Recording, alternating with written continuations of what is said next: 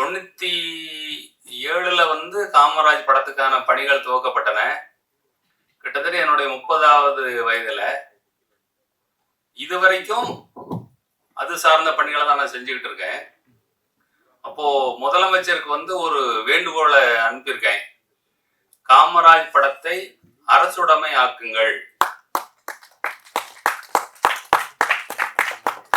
இன்னும் அந்த படத்துடைய சேட்டலைட் உரிமமோ பல உரிமங்கள் விற்கப்படவில்லை.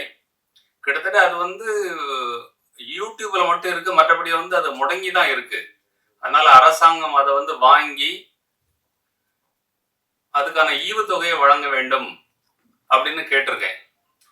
அது கேட்டப்புறம் எனக்கு கேள்வி வந்து இது வந்து எந்த அளவுக்கு சரியானது, ஒரு மனிதன் வந்து அரசாங்கத்திடம் வந்து இதை கேட்கலாமா அப்படின்னா எனக்கு என்ன தோணுச்சுன்னா, இந்த நாட்டுக்கு உழைத்த மனிதரை பற்றிய படம் எடுப்பதிலேயே என்னுடைய 30 ஆண்டு காலம் போயிருக்கிறது சொல்ல போனால்.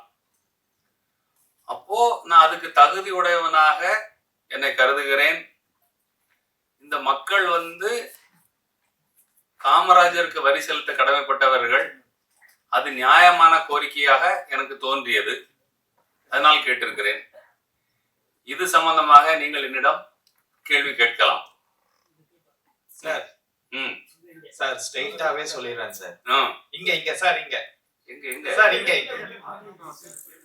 சார் இப்ப நாங்க மூவி பார்த்தோம் சார். அவ்வளவு கிளாப்ஸ் வந்து நீங்களே பார்த்திருப்பீங்க. எங்களுக்குள்ள ஒரு ஆதங்கம், இந்த மாதிரியான ஒரு ஆட்சியாளர் வந்து எங்களுடைய இதுல வந்து பார்த்ததே இல்லை. சோ இப்போ உள்ள அரசாங்கம் எப்படி இருக்கு, எப்படி செயல்படுது, இத பத்தி உங்களோட. அதாவது 1967ல வந்து காமராஜர் ஆட்சி இருக்கல, பக்தவச்சலம் ஆட்சி இருந்தது. 63ல காமராஜர் ராஜினாமா பண்ணிட்டு போயிட்டாங்க கே பிளான்ல. இந்த 4 ஆண்டுகள்ல வந்து நம்முடைய நிர்வாகம் ரொம்ப மாறி போயிருந்தது. மக்கள் வந்து விருதுநகர்ல காமராஜர் தோற்கடிச்சாங்க, காங்கிரஸ் தூத்து போயிடுச்சு. 1949ல வந்து பெரியார் வந்து கல்யாணம் பண்ணதுக்கு அப்புறம் இவங்க வந்து அதை ஒரு சாக்கா வச்சு கட்சி ஆரம்பிச்சாங்க. திராவிட இயக்கத்துல இருந்து பிரிஞ்சு திராவிட முன்னேற்ற கழகம் உருவானது. உண்மையில சொல்ல போனா உங்களுக்கு நீங்க பல பேருக்கு தெரிஞ்சிருக்கோம், மணியம்மையார வந்து தன்னுடைய சொத்தை காப்பாற்றி கொள்வதற்காக பெரியார் தத்தெடுக்கத்தான் நினைத்தார். ஆனா இந்திய சட்டப்படி ஒரு பெண்ணை ஒரு ஆண் தத்தெடுக்க முடியாது. அப்போ அவருக்கு அறிவுரை சொல்லப்படுகிறது, நீங்கள் அந்த பெண்ணை மணந்து கொள்ளுங்கள். அவருக்கு எந்த விதமான ஒரு ஒரு உடல் சார்ந்த இச்சை இல்லாத கலந்து போன காலகட்டத்தில் அவங்கள வந்து அவர் கல்யாணம் பண்றாரு. அப்போ அதை காரணமா காட்டி இவங்க பிரிஞ்சு வந்து கட்சி ஆரம்பிக்கிறாங்க. 67 ஆட்சியை பிடிக்கிறாங்க. அவங்களுக்கு வந்து அவ்வளவு காலகட்டத்தில் நிர்வாகம் சார்ந்து படிக்கிறது கொள்றதுக்கு விஷயங்கள் இருந்தது.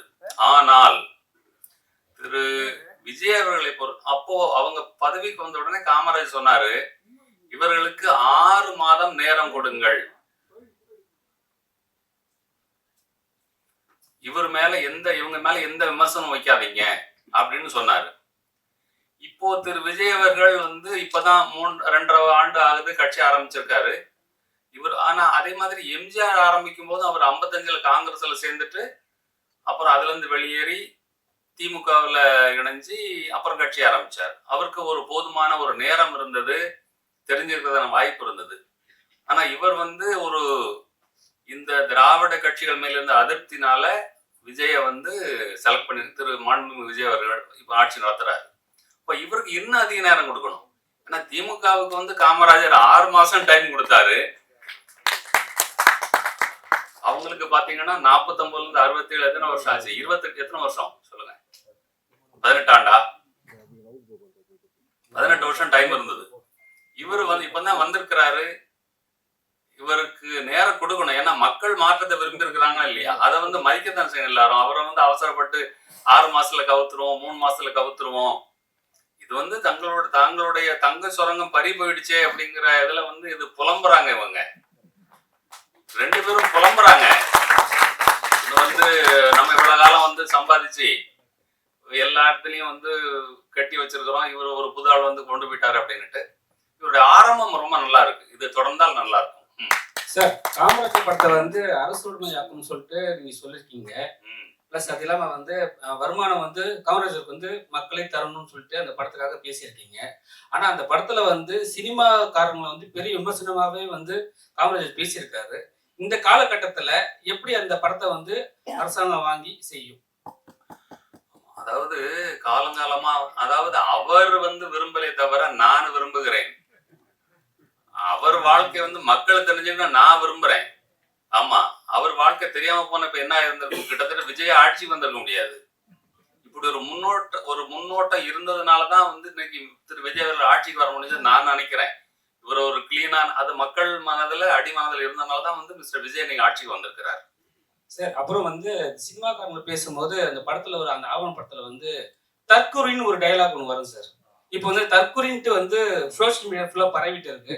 அதை வந்து நீங்க வந்து அப்பவே வந்து கணிச்சு எடுத்தீங்களா? இப்ப அதை எப்படி பாக்குறீங்க? அது என்ன அப்படின்னா, ஒரு உதாரணத்துக்கு வந்து காமராஜர் வந்து சினிமாவை வந்து ஒரு நல்ல ஊடகமாக அவர் பார்க்கல.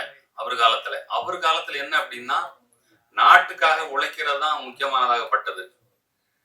1950கள்லாம் பாத்தீங்கன்னா மக்களுக்கு சாப்பாட்டுக்கு இது இல்லை, வழி இல்லை. அவர் சுதந்திர போராட்ட காலத்துல பாத்தீங்க அப்படின்னா அவருக்கான சாப்பாடு வந்து சாத்தூர்ல மரத்துல கட்டி தொங்க போட்டது. 2 நாள் 3 நாள் சாப்பாடே இருக்காது. அதை எடுத்து சாப்பிட்டுட்டு வந்து நாட்டுக்காக வந்து வேலை பார்த்தாரு. பல்லாயிரக்கணக்கான பேர் கொல்லப்பட்டாங்க வந்து பிரிட்டிஷ் போலீஸால.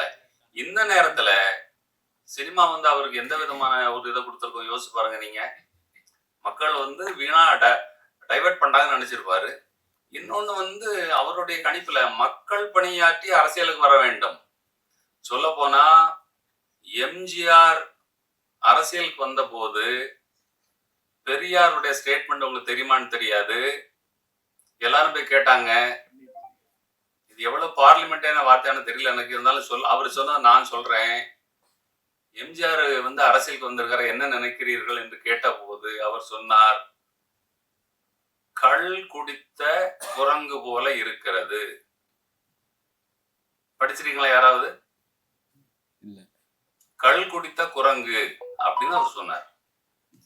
சார், காமராஜர் பிறந்தநாள் அன்று வந்து காங்கிரஸ் எல்லாருமே வந்து அவருக்கு மாலை எல்லாம் அணிவிச்சாங்க.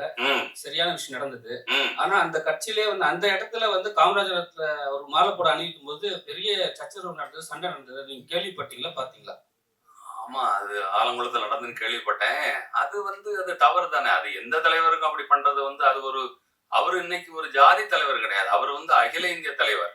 ஆமா, அவரை வந்து எந்த ஜாதிக்குள்ளயும் அடைக்க முடியாது. அவர் ஒரு தனிப்பட்ட ஜாதிக்கு வந்து எந்த விதத்திலையும் அவர் வந்து உதவல. அவர் மதியவனம் அவர் எல்லாருக்கும் போட்டாரு, எல்லாருக்கும் தான் படிப்பை கொடுத்தாரு.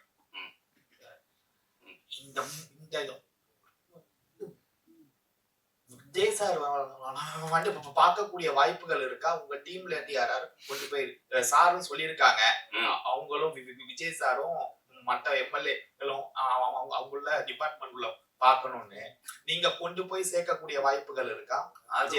எனக்கு அது ஒன்றும் பெரிய பிரச்சனையா படலை. இப்ப எல்லா பத்திரிகைகளும் எழுதிட்டீங்க நீங்க, பாலகிருஷ்ணன் வந்து உதவி கேட்கிறாரு அப்படின்ட்டு. எனக்கு அது ஒன்றும் ஒரு பெரிய பிரச்சனை இருக்காது.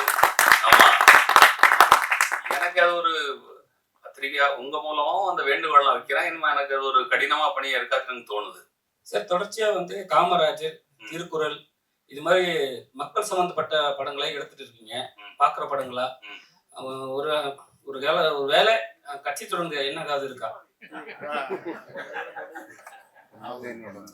அதாவது நம்ம விட கஷ்டப்பட்டவங்க கிட்ட எதையும் கேட்டு போக கூடாது, ஓட்டு கூட கேட்டு போக கூடாது. அர்த்தம் புரியுதா உங்களுக்கு? சினிமா சம்பந்தப்பட்டவங்கள போறாங்க, அதனால சொல்றீங்க. நம்ம விட எளியவங்க கிட்ட, நம்ம விட கஷ்டப்படுறவங்க கிட்ட நீ எனக்கு ஓட்டு போடணும்னு கூட கேட்டு போக கூடாது. இந்த காலகட்டத்துல அவங்ககிட்ட எதையுமே கேட்க கூடாது. விஜய் சார் மாதிரி வந்து எந்த தொகுதியும் போகாம சில தொகுதி கூட போயிட்டு ஓட்டு கேட்டு மாதிரி கணக்காசு. விஜய் யாரு, நான் யாருங்க? எனக்கு அந்த மாதிரி எண்ணம்லாம் டெஃபினட்டா கிடையாது. நான் வந்து என்னோட வேலை இது. எல்லாருக்கும் ஒரு பணி விதிக்கப்பட்டிருக்கு, அதை வந்து நான் செஞ்சுட்டு இருக்கேன், அவ்வளவுதான். சார், இப்போ ஏகப்பட்ட ஆக்டர்ஸ் வந்து அரசியலை நோக்கி இது பண்றாங்க. ம். அப்படியா எம்எல்ஏ கவுன்சிலர் கூட பரவாயில்ல, ஸ்ட்ரெயிட்டா சிஎம் தான்.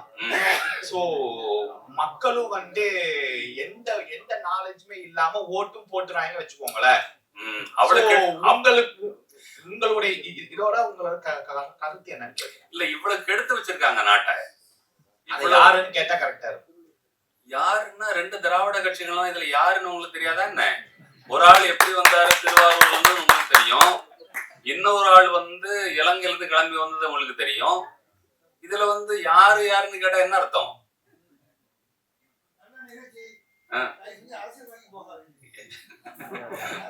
சார் அந்த படத்தையே வந்து அரசியல்வாதிக்கு தான் பார்க்க சொல்றீங்க சார், அப்புறம் எப்படி சார் அரசியல் வேணான்றீங்க?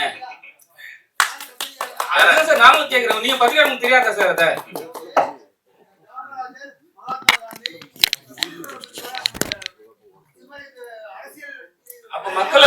அப்ப மக்களை போய் சேர்க்க மக்கள் வந்து பார்க்கணும்னு சொன்னோம் சார், அரசியல்வாதி பார்க்கணும்னு சொன்னா என்ன சார் அர்த்தம்? சிந்து பரவாயில்ல கேட்கட்டும், எனக்கு எதிர்கொள்ள துணிச்சல் இருக்கு, பரவாயில்ல, ஒன்றும் பிரச்சனை இல்லை. சரி, வேற எது இருக்கா? அந்த கான்ட்ரவர்சி ஆளை காணுமே. அப்படியா? சரி.